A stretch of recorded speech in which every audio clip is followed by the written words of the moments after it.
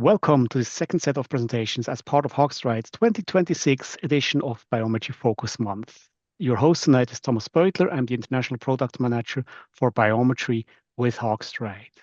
Tonight we are going to look at the Lenstar 900, its new cornea map feature, and how you may take best advantage of its complementary measurement palette for complex cases.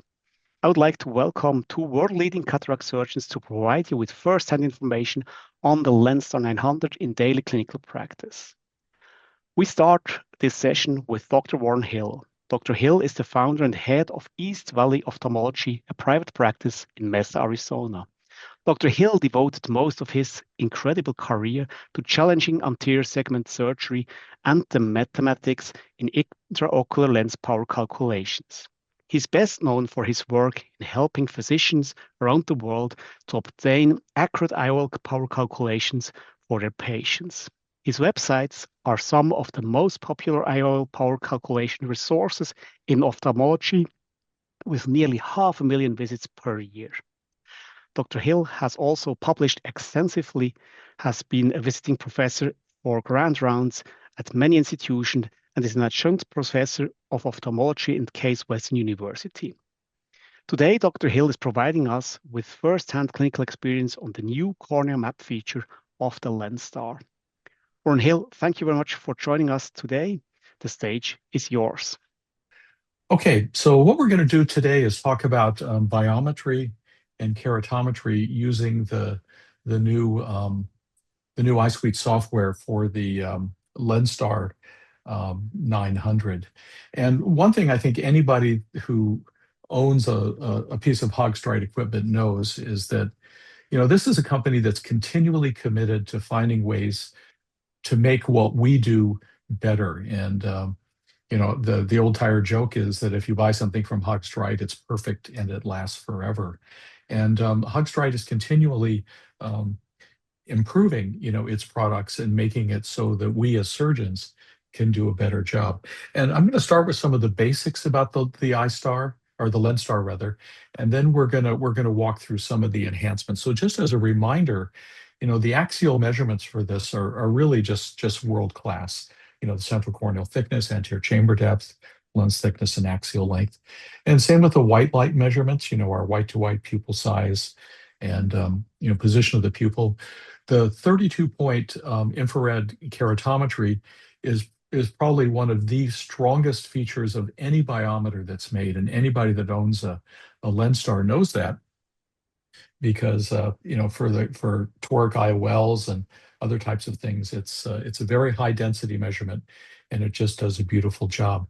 And what we're going to talk about today is an enhancement, and that is there has always been a third ring of keratometry measurements, and Haag-Streit has activated this, and it's allowing us to do two new things that for activities like the toric IOL really make a difference. So we're going to go over all of these things individually, and let's just basically review some of the things that nobody really talks about. One is the axial measurements.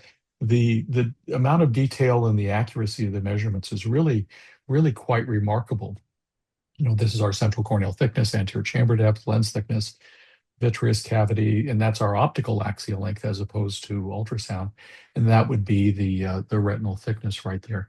Now, if we cone down just a little bit and look at, say, something like the lens thickness, you can see the incredible detail that this machine gives us. Not only does it give us a lens thickness, but we can see all the individual optical opacities in the lens, and that allows us to place the calipers very, very accurately. So if for some reason the software maybe can't detect the posterior capsule because of a PSC plaque or something unusual, we can put the calipers exactly where we need to be and get very accurate measurements. For the white light measurements, things like the white to white and pupil center, are fine, and these all can be adjusted and fine-tuned by the user. And we're all very familiar with this, so I won't spend a lot of time. So one of the new features of the device is something that allows us to access or assess rather the ocular surface. I have two full-time cornea specialists in our practice, John Kao and Yuri McKee, and they are telling us over and over again, if you don't have a good ocular surface, you're not going to get good measurements.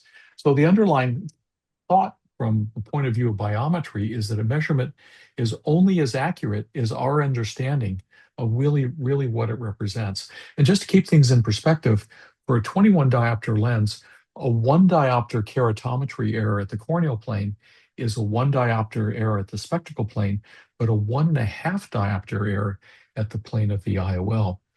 And with the current postoperative refractive accuracy standard being plus or minus half a diopter, it's pretty easy to go outside that if you have an unstable ocular surface or a dry eye. So one of the things Haag-Streit has done is allowed us to assess the ocular surface in a very meaningful way. And when you have an unstable ocular surface, the final refractive result easily can end up outside this accuracy range. I live in a desert, and most of our patients are elderly, and it's not really a surprise that we see this all the time. So what the Haag-Streit has given us is a 48-point ocular surface assessment. And so with the third ring, we can now tell if all the images are well formed, if they have equal brightness and size, and if there's measurement consistency. And if when you look at the reflective images from keratometry, if you have a picture like this, the Ks are going to be very, very accurate. And then we also can look at the numbers. We can look at the standard deviations for both the power and the axis. Standard deviation for the power should be no less than a quarter diopter, and for the axis, it should be, in the range of about 3 to 4, a 0.3 or 3 degrees. Okay. Now, if we have an unstable ocular surface, we'll see things like missing images, variable image size and intensity, and measurement inconsistency. And then our staff has been given the power to tell the patient, Mrs. Jones, we can't do your biometry today. We're going to need to tune up the ocular surface and have you come back.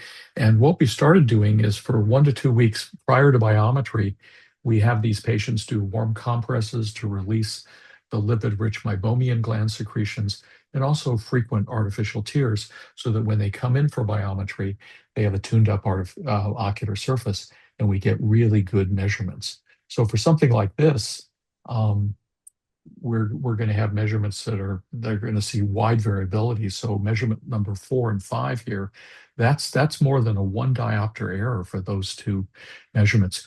Now, let's say you have just one measurement that's bad. You can uncheck that measurement and only accept the ones that are good. But ideally, we should tune up the ocular surface. And for those of us that develop intraocular lens power calculation methods, the keratometry is one of the most variable aspects of what it is we do when we create these formulas. Some other examples of things that are a problem, when you have a motion artifact. So this would be image duplication displacement, a reduced image intensity, and image smearing. So before we accept any keratometry as a valid measurement, we have our staff very briefly bring up these screens and take a look, and they can delete and repeat, and if necessary, bring the patient back. So that's the operative concept, is that never accept a measurement where it's not something that you would be happy with. So let's talk about the dual zone keratometry. This, when the Lenstar was first introduced, this was one of the things that made all of us very, very happy about the device, because we got such high quality keratometry. This is what the screen currently looks like. And if you have the older version of the software, this will look a little bit different. We have this 3 millimeter corneal map displayed on the measurement summary page. And these are the Ks. Below it is the map. And if you click on one of the Ks, what comes up is are the 4 measurements, 4 reflected images for each of the 6 individual measurements. And if you click on one of those, it will bring up that particular map. So if you click on measurement number 3 or measurement number 4, it'll show you the map for that. And then we can look at the standard deviations for both the power and the orientation. And the standard deviations that we like are for the power less than a quarter diopter, and for the orientation 3.5 degrees or less. Those are our acceptable numbers. Now, this would be an example of somebody that has an unstable ocular surface, and we see this from time to time.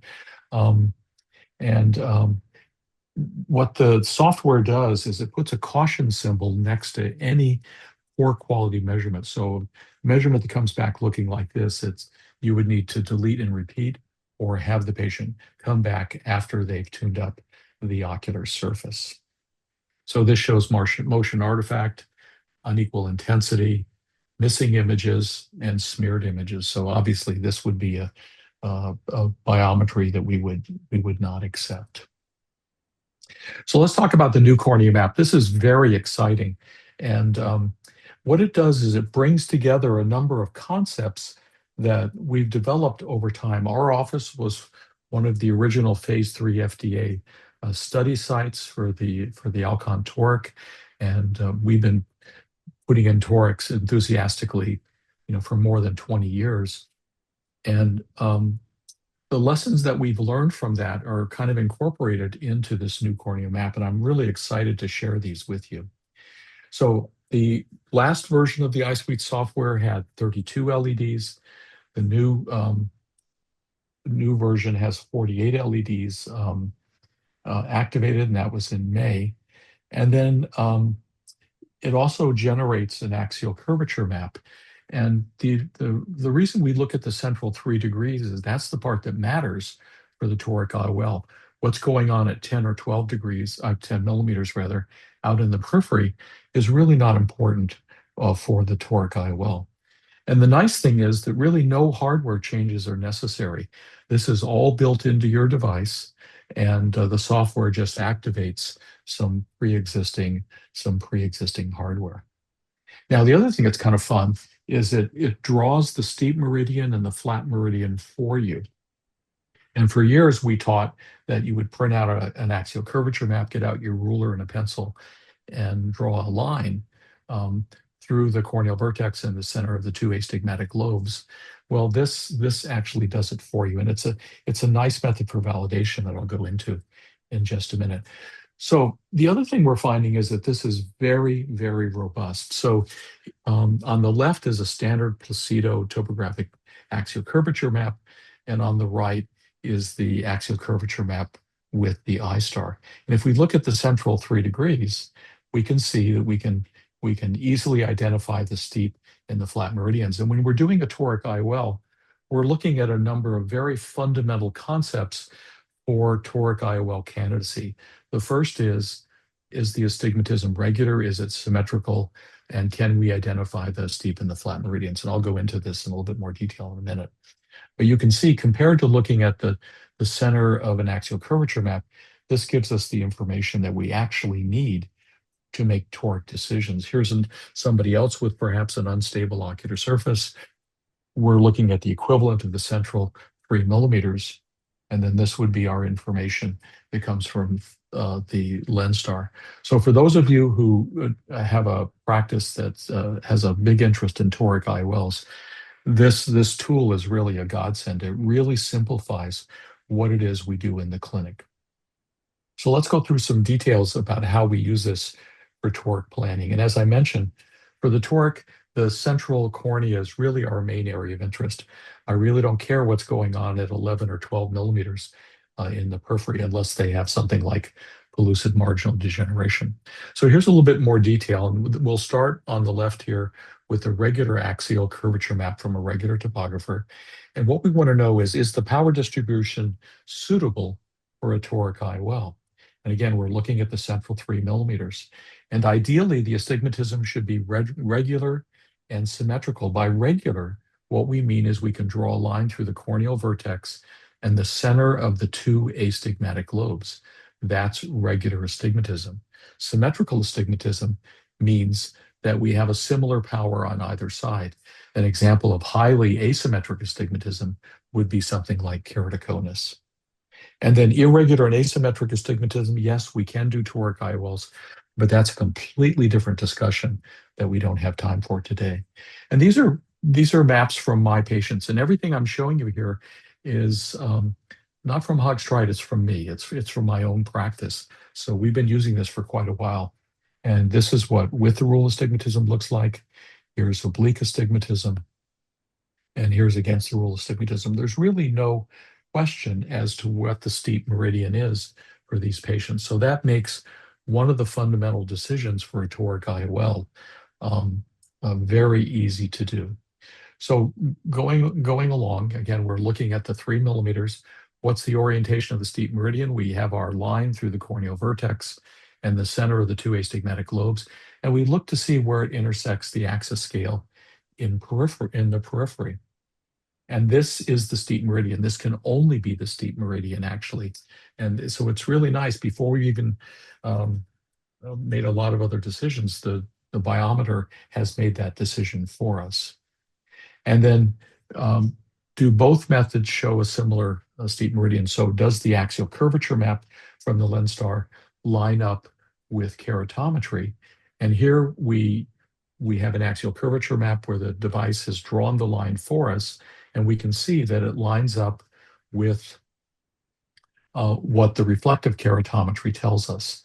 So this is very, very nice. It's a way of validating the measurements based on high density keratometry and very nice reflective, topographic representation. So just looking at the measurement summary page again, we click on the axial curvature map, and up comes the 4 keratometry readings for each of the 6 that are done. We get a map for those, and we can see the steep and the flat meridians. We can also tell that the images are well formed and of equal intensity. So we've got valid measurements, we have identification of regular symmetrical astigmatism, and we have clear identification graphically that we can see of the steep and the flat meridians. So this is the fundamental information we need for a toric IOL.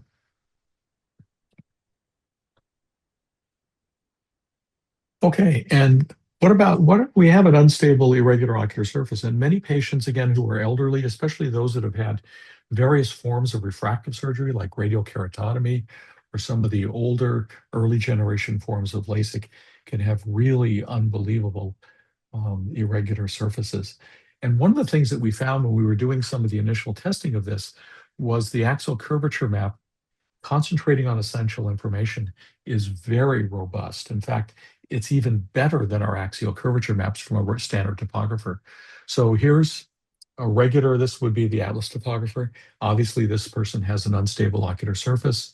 Here's the same eye with the Lenstar 3 millimeter axial curvature map, and you can see the information that we're looking for to make a decision about the toric IOL is right in front of us. And there's our steep and our flat meridians.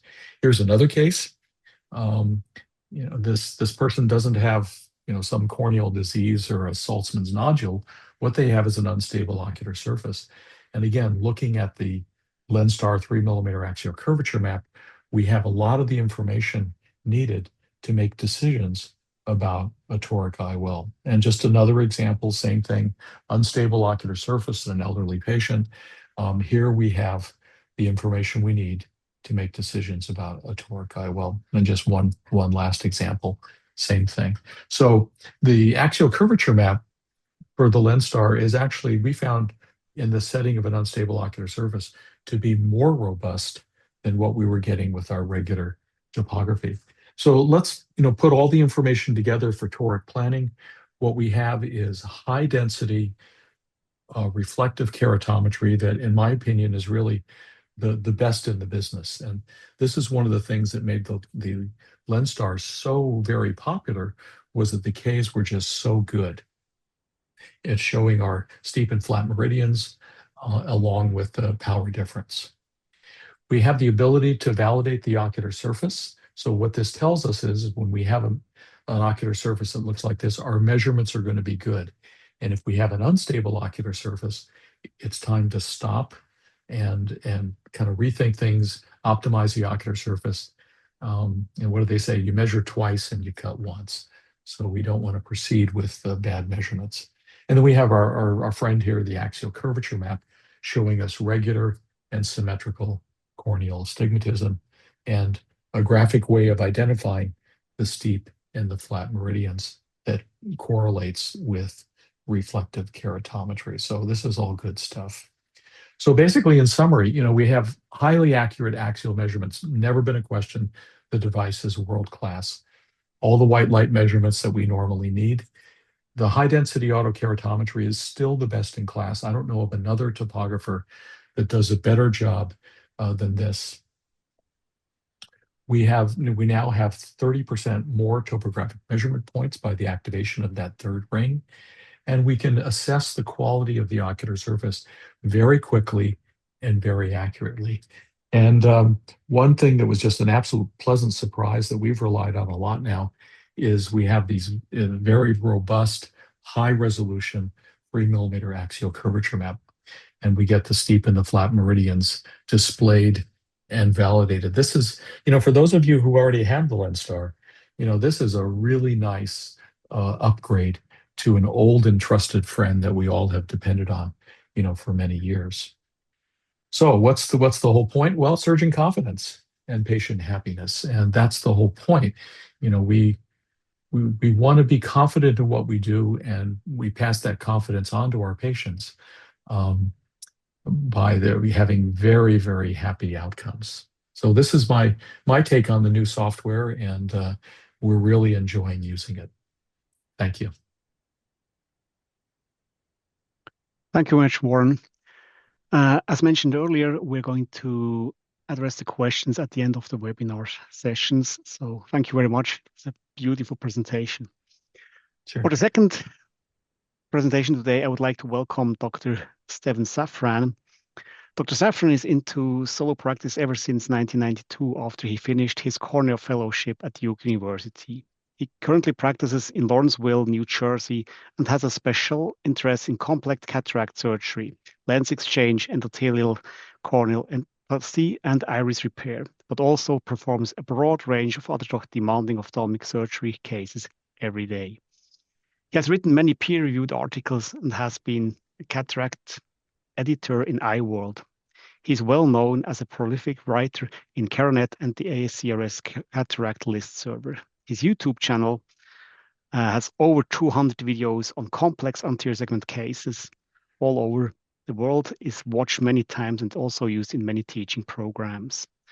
Today, Dr. Safran is sharing with us a selection of these demanding cases, and I would like to give him the stage. So thank you very much for joining us tonight, Stephen, and the stage is yours.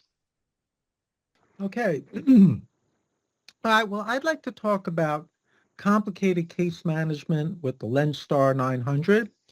Now, in my practice, I get a lot of referrals for cases like these: dislocated lenses, sublux cataracts, and these cases include dislocated lenses that have to be either fixated to sclera or replaced, sublux cataracts, socked-in anterior chamber lenses that need to be removed and replaced. They may also have compromised corneas that need to be repaired, areas of scleral thinning I have to work around, filtering blebs that I have to negotiate, iris damage. So there's a lot going on, and many of these patients come from pretty far away. So there's a lot of information that I need to gather to make these complex decisions on how to manage them, and bringing these folks back may be very difficult or impossible. So I don't want to miss anything that I need, not to have any information that I need to have. So it's important to get all of the information in the proper sequence. Now, quantum physics tells us that just the act of observing reality can actually affect that reality. Just by watching, the observer can change outcomes. And we know that the act of examining the patient alters and affects what we can see. For example, once you dilate the patient, you can no longer determine the normal resting pupil size or check for an afferent pupillary defect. So I always meet and examine every patient before any drops of any kind are placed in their eyes. But even before I do that, my techs run new patients with complex problems on the Lenstar 900 so I can gather all that information with a pristine ocular surface before anything's affected by any drops or any manipulation of the ocular surface.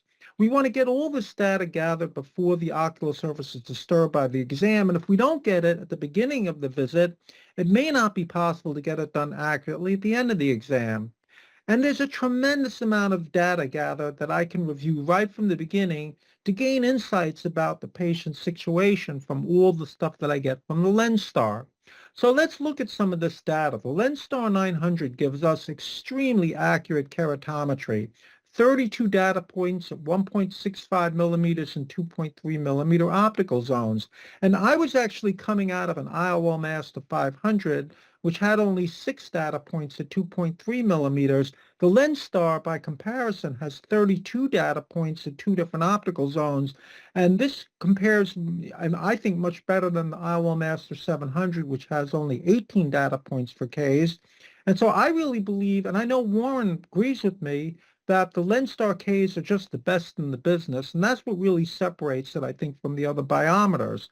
We now have the cornea map, which actually has 48 data points and gives you central topography, which I think is very helpful, and I'm going to show a few examples of that. Of course, all the laser biometers give you, and interferometers give you axial length, but it's very important, I think, to look at that at the beginning of the exam and to determine what kind of eye you're dealing with. Is this a super long eye, an axial myope, or an anophthalmic eye? Because that's going to affect the way I think about the patient.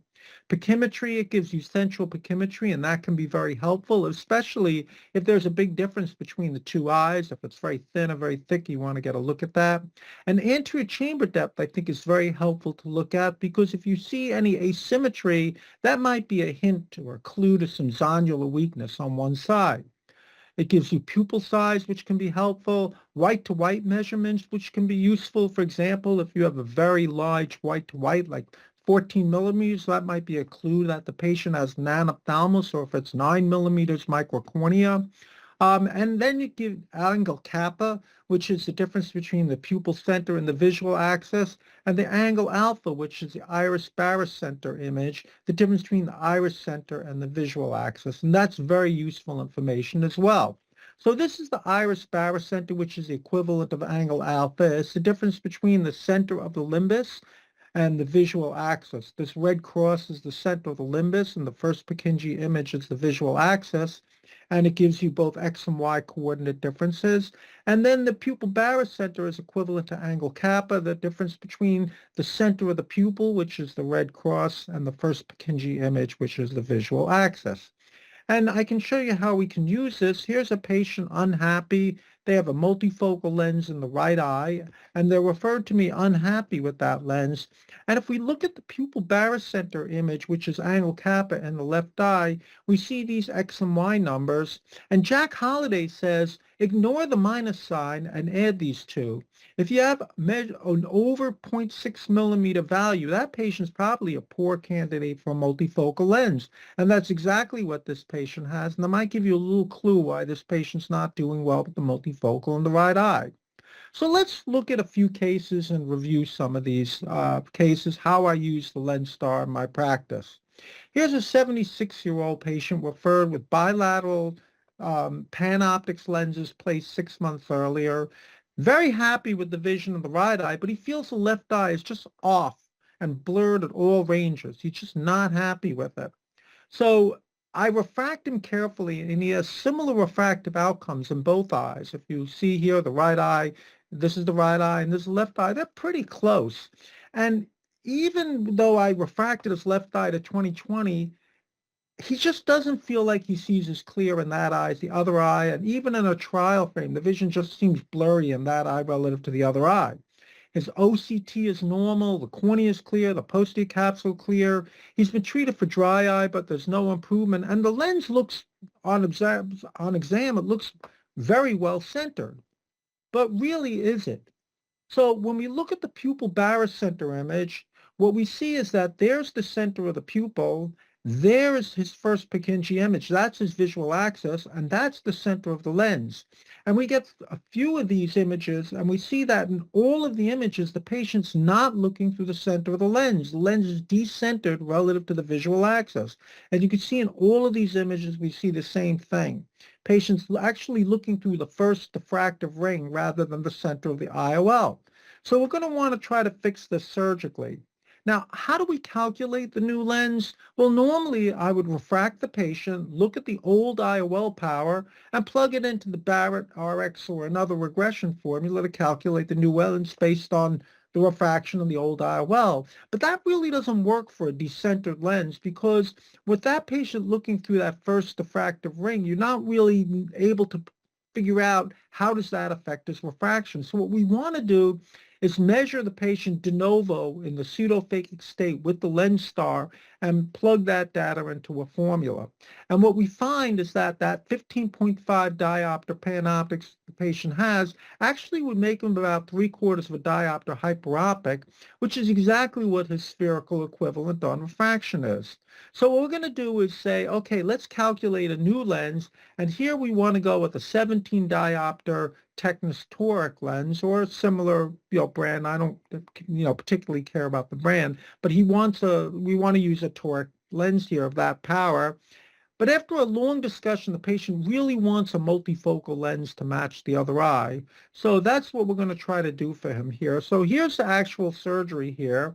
And what we're going to do is go in and make a paracentesis on each side. This is a 26 gauge LASIK cannula I used to slide under the anterior capsule and use dispersive viscoelastic to start reopening the capsular bag all the way around.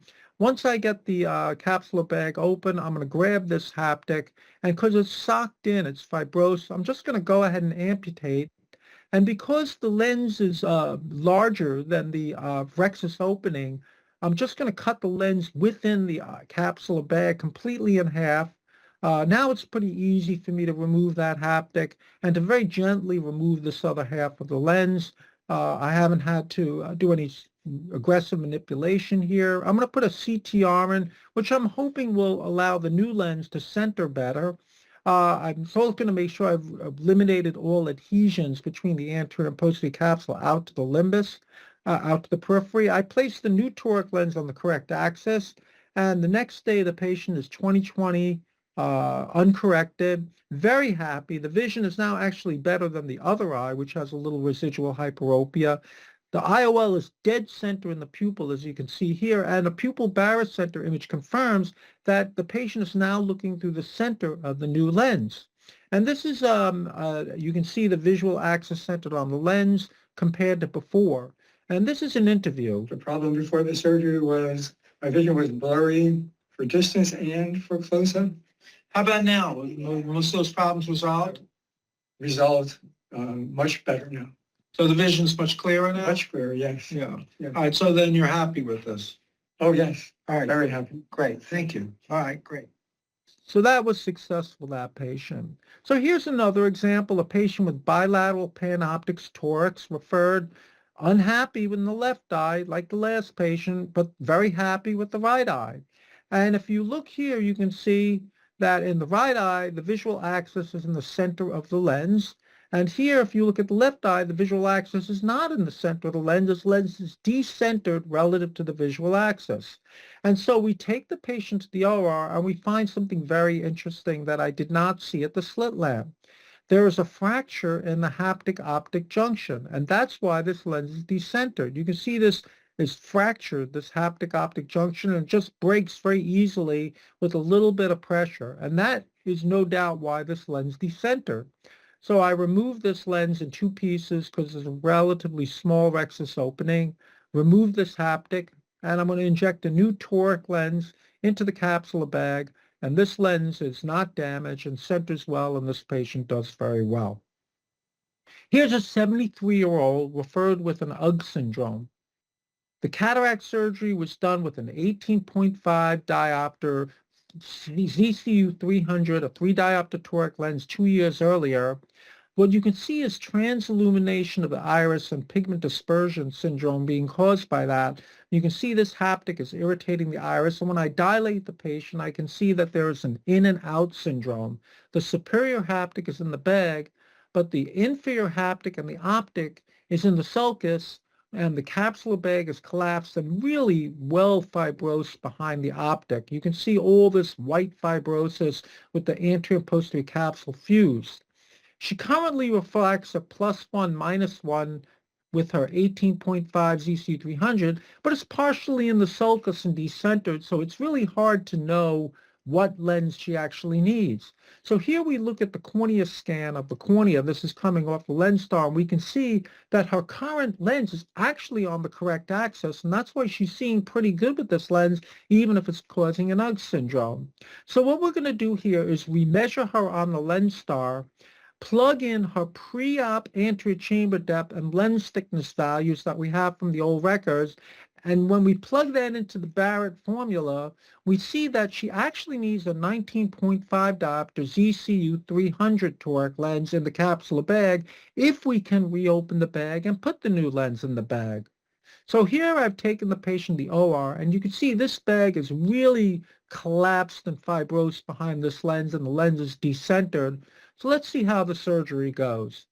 So I start with my LASIK cannula with viscoelastic, dispersive viscoelastic, and I'm able to reopen the capsular bag in this area.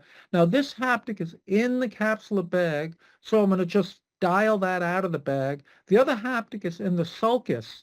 So I'm going to bring that up into the anterior chamber, and now I'm going to go ahead and cut this lens in half and remove this through the main incision.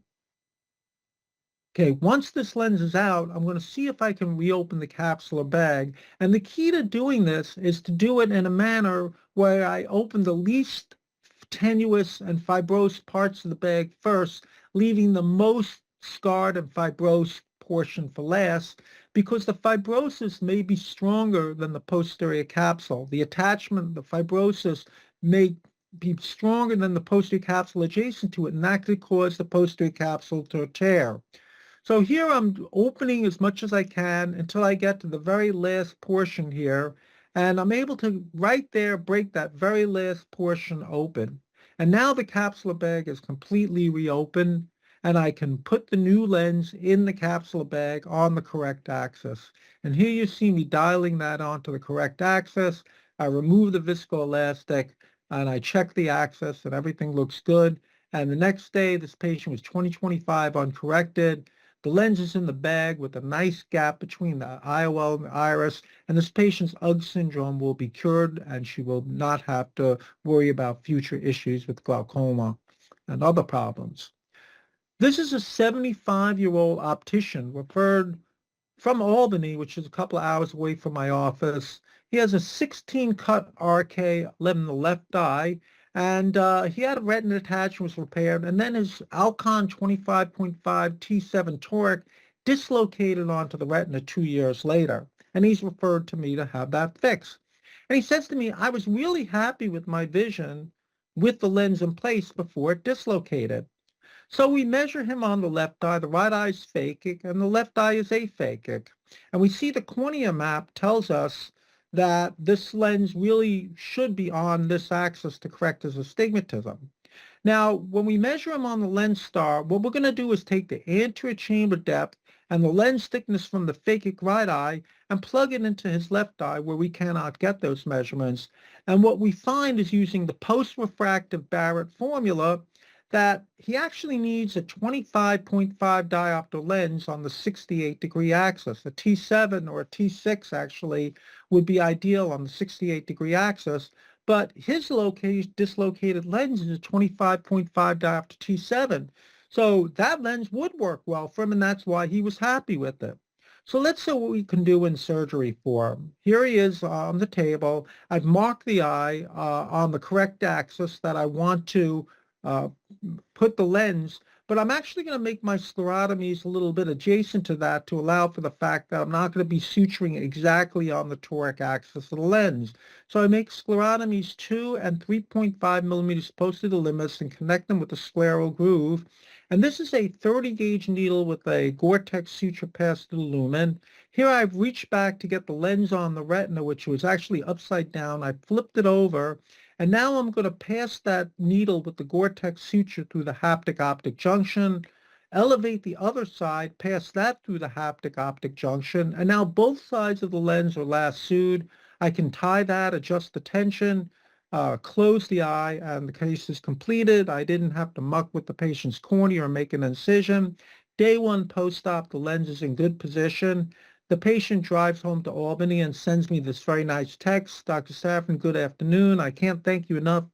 You are my angel. We just got home. He was very grateful, and I'm very grateful that this worked well for him. This is a 72-year-old patient referred with count fingers vision with a cataract in the right eye. He had trauma as a teenager, and he used to have good vision in this eye prior to the cataract developing, even after the trauma, even with his pupil drawn up like this. His cell count in that right eye is very low. It's only in the 600, so there's not a lot of endothelial cells to work with here. So how do we get accurate biometry when the patient's pupil is drawn up like this? Well, we're going to measure this patient dilated. I'm breaking one of my rules and measuring him after I put drops in the eye, because that's the only way we're going to be able to get good measurements. Here you can see he's got really dense PSC, and that's why he's got count fingers vision, I'm sure. The iris barycenter image shows me that the visual axis here is right at the center of the limbus. That's a pretty good sign. And when we measure the axial length, it's almost the same in both eyes. We see the anterior chamber depth is a little bit higher in the right eye than the left, which suggests there might be some zonular weakness. The Ks are very similar in both eyes, and it actually turns out that he needs a pretty similar toric IOL of similar power in both eyes. So that's kind of a good sign that we have good measurements and this patient might do well with cataract surgery. So how do we plan this surgery in a patient with zonular laxity, a very low cell count, a decentered pupil? Should we stage the surgery or combine it, do everything in one shot? And how do we create a central pupil in a case like this? Well, I'm going to show you how I manage this. I take the patient to the OR, and the first thing I do is make a couple of clear cornea stab incisions to place iris retractors. I stain with vision blue and I do my capsulorhexis. And as I do this, I feel like I'm getting good feedback that the zonules are pretty good. So I'm going to just go ahead and do a chopping technique here and clean out the capsular bag really completely, inject viscoelastic and place a CTR to stabilize the bag, and then put my new toric lens on the correct axis as I measured, clean lens epithelial cells to prevent capsular contraction, remove my iris retractors, and now I'm going to want to try to bring this pupil down as much as I can with Myocol and figure out how I can fix it. So the first thing I'm going to do is release this tension here by cutting with the micro scissor so I can bring these two flaps together and recreate the pupil. So here I'm passing a CTC6 tenylproline on a CT6 needle where I think I want to recreate a nice centered pupil. And when I bring these two together, I get an idea of how this is going to come together. And then I close this flap over this way diagonally. I create a little transposition of iris tissue. And we can close this and get a nice center pupil. This is what the patient looked like in the recovery area. 1 month post-op, the patient comes in 20/20 -2 uncorrected. The cornea is clear. We did not decompensate his cornea. And the patient tells me at this visit, to me, this is a miracle, a true miracle. And I'm very grateful that he did well and was happy to come back from Albany and visit me. Well, no, this patient came from actually Reading, Pennsylvania. This is a patient referred unhappy with vision in the right eye after cataract surgery. She had nice stent and YAG capsulotomy in both eyes. There's a 28 diopter lens in both eyes, but the right eye is -250 and the left eye is -0.5. So the question is, why is one eye so much more myopic than the left? So we measure both eyes on the Lenstar, and what we see is that with a 28 diopter lens, both eyes should be similar. A 28 diopter ZCBU, which is what this patient had, calculates to a -0.25 predicted outcome, but instead she has a -250 outcome. The vision isn't very clear, as you can see that optotype image, and the pressure is still rather high, 35 on a prostaglandin agent. So what's going on here? Well, when we do OCT of the anterior segment, we can see that the angle is closed, and this is actually aqueous misdirection, a chronic aqueous misdirection syndrome. So I treated her with aqueous suppression and cycloplegia, and the pressure comes down to the high teens, but she remains very unhappy with that minus 250 refractive outcome and the anisometropia relative to the other eye and her cloudy vision. And when I look at her vitreous, she has these very dense floaters that are really bothering her. So what I'm thinking now, after 2 years observation on max meds with borderline pressure, I can kill two birds with one stone, clean up these floaters, and help her with the aqueous misdirection by doing an iridozonular hyaloidovitrectomy. So here I take it to the operating room, and I did this case a few years ago. These are 23 gauge trocars. Now I would probably use 25 gauge trocars for this, but we go ahead and put our infusion line in, and here I'm doing a floaterectomy, removing all of these dense vitreous floaters that are bothering her. You could see here they're quite significant floaters. So we're going to go ahead and do a full 3-port vitrectomy out to the periphery. I'm going to use Myocol now to bring down her pupil, switch my infusion line to the anterior segment, and I'm just going to use this vitrector now to go right through the capsular bag and take a bit of the iris to create a unicameral eye, which should solve her problem of the aqueous misdirection. So interesting, her refraction changes from this minus 250 to this minus a quarter, 103. And the patient notices a marked improvement in clarity of images with a decrease in higher order aberrations. But what's really remarkable is if you look here, the effective IOL position has shifted from this to this. You can measure that on the Lenstar and see that the effective IOL position is shifted posteriorly, and that explains why her refraction is shifted. The angle is now opened up. The pressure is down to normal on 1 drop a day of timolol, and she's very happy with this result. This is the last case I want to present. This is a 59-year-old male attorney, real estate developer, a surfer from California. There's a sublux traumatic cataract from an auto accident, vitreous in the anterior chamber, phacodenesis, a fixed dilated pupil that transilluminates, a large zonular dialysis. This patient has a lot of problems. As you can see here, there's sublux lens. The patient asked me, how many of these have you done? What's your success rate? And how soon after surgery can I go surfing? So I'm, trying to reorient him, the reality of the situation. I explain how complex this is. And after a few hours of consultation, he goes back to California, sends me this email with all of these extensive questions, which I try to answer. Then a couple of weeks later, he sends me this. Is there any way to assess the risk-benefit to various outcomes, including traumatic negative outcomes? And I respond, maybe you should consider a second opinion. And he says, no, Steve, you're my guy. I want you to do my surgery. So for my surgery on July 19th, do we need to make any decisions about the lens type or preference? Please advise. Thanks, Bob. Well, we did discuss this. I respond to him at his visit. I spent actually a lot of time going over this with him. The plan was to avoid a diffractive lens, which caused glare, and use something like an eye-enhanced toric, which would give some extended depth of focus, and target maybe minus a quarter or minus a half. And these were my measurements at the time, showing that he needs this power lens and a toric lens on this axis.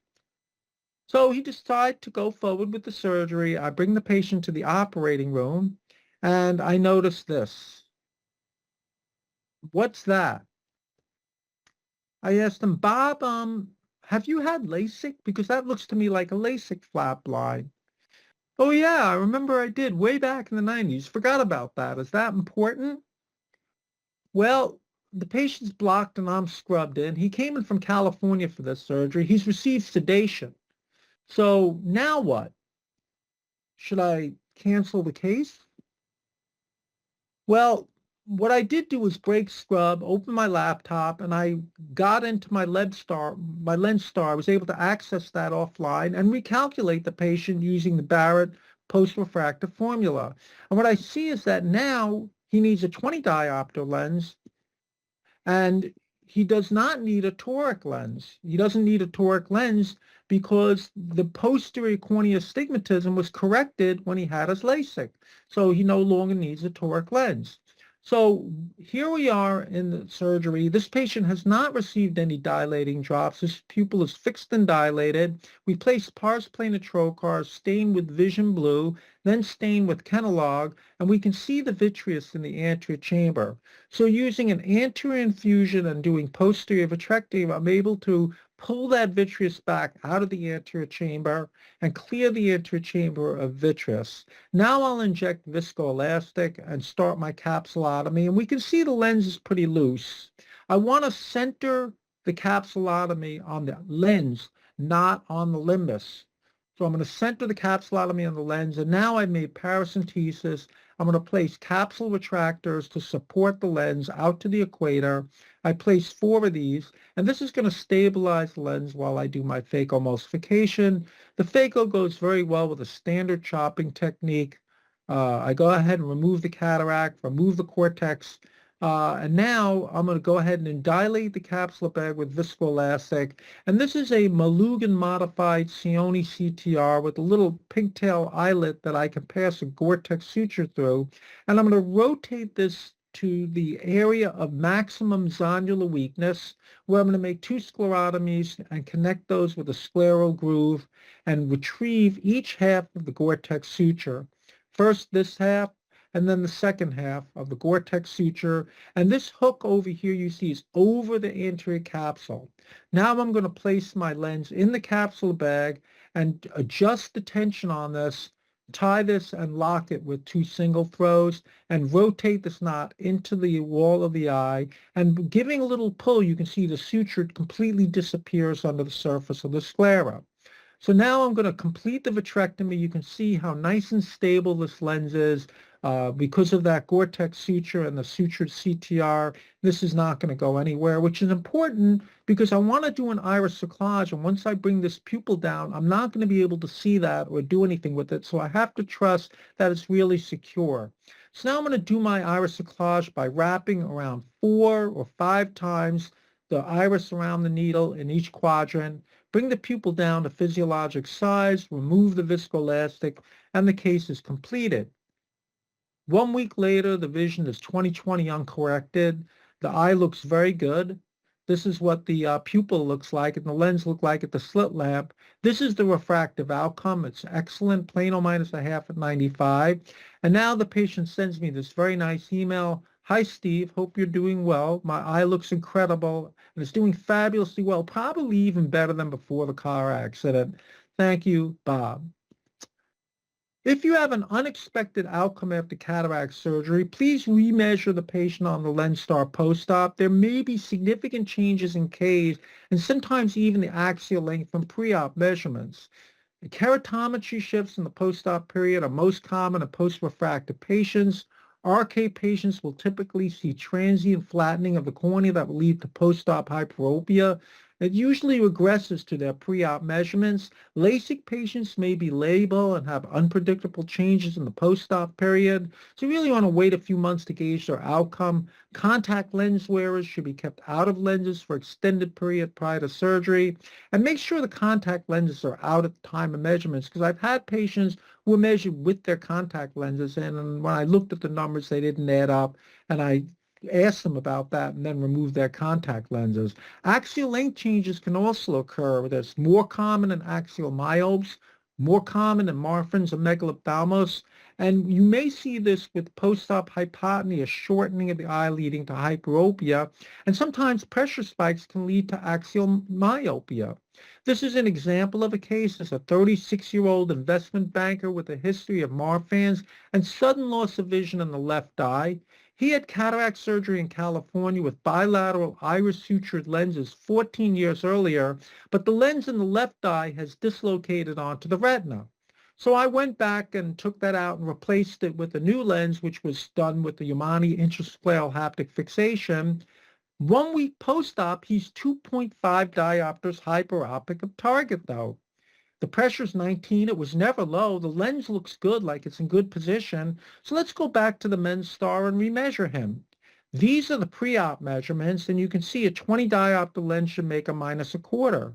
But the 1 week post-op measurements, the Ks are the same, but look at the axial length.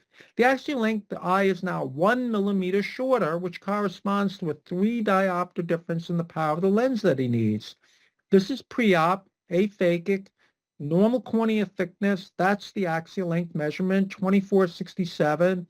Post-op 1 week, still 609 cornea thickness.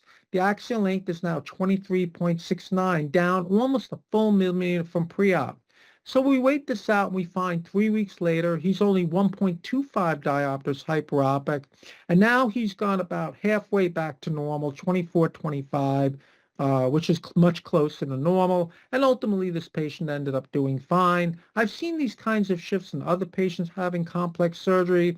So the point is that, before you do anything, you have an unexpected outcome, please repeat the Lenstar measurements and look for changes in Ks or in axial length or Ks, and wait for those to normalize as much as possible before you do anything. The Lenstar may be an equally valuable diagnostic tool post-op as it is pre-op.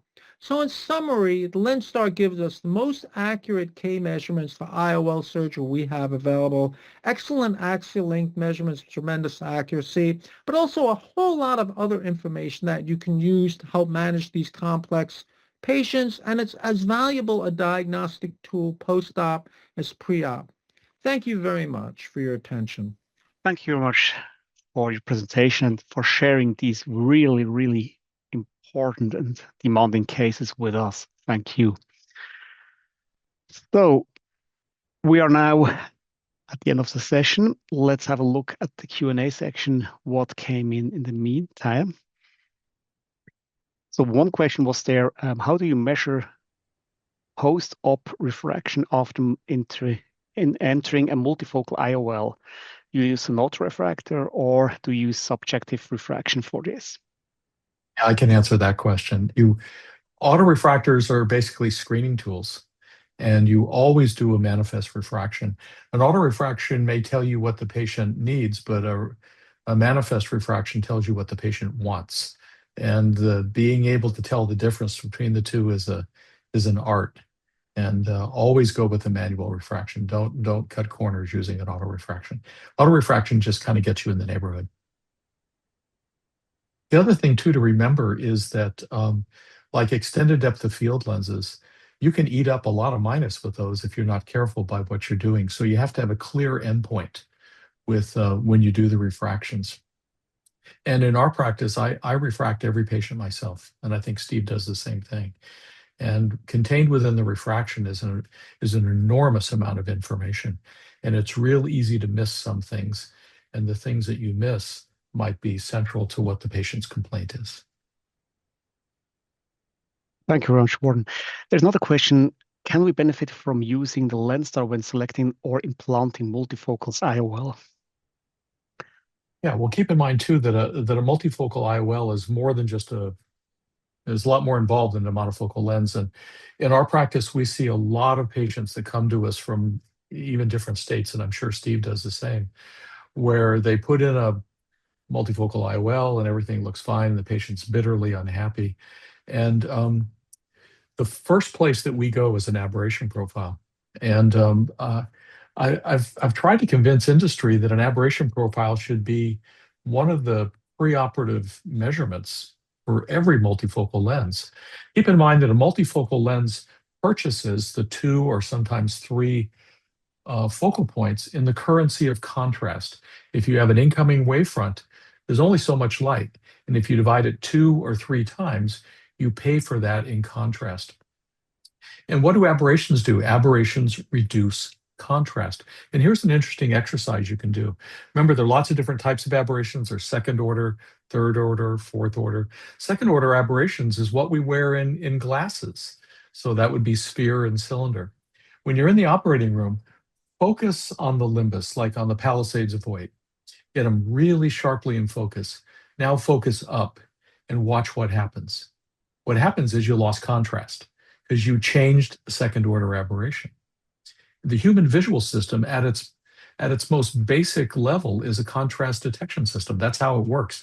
We don't see with our eyes. The image is assembled in our brain, and you need an image with reasonable contrast for the brain to assemble the image correctly. So again, when you're doing a multifocal lens, you want to have a good aberration profile, and think about how exquisitely sensitive multifocal lenses are to astigmatism, just plain old garden variety astigmatism.